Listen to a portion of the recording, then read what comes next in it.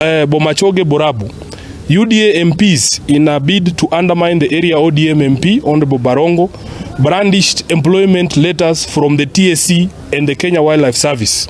These bad manners was started by none other than CS for Education, the Honorable Machogo.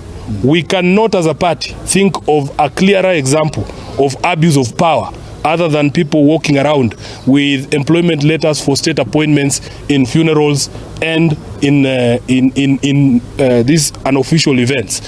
What is most worrying to us and our supporters is that members of Azimio do not have a similar opportunity to also get those employment letters because they are issued exclusively to members of the UDA.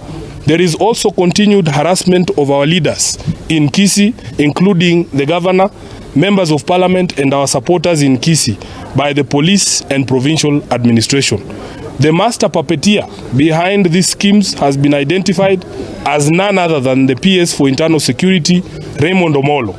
The party wishes to condemn in the strongest terms this blatant abuse of police and state power to intimidate our people and prop up regime stooges in our strongholds.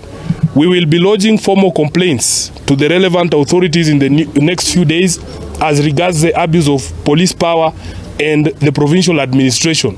We want to also make it clear that as members of parliament from the Azimio coalition side, we will be seeking a position of this government on whether state appointments can be dished out in the manner in which they are being dished out by cabinet secretaries led by none other than CS for Education, the Honorable Machogo.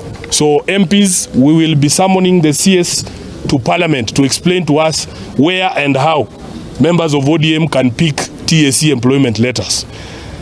In the meantime,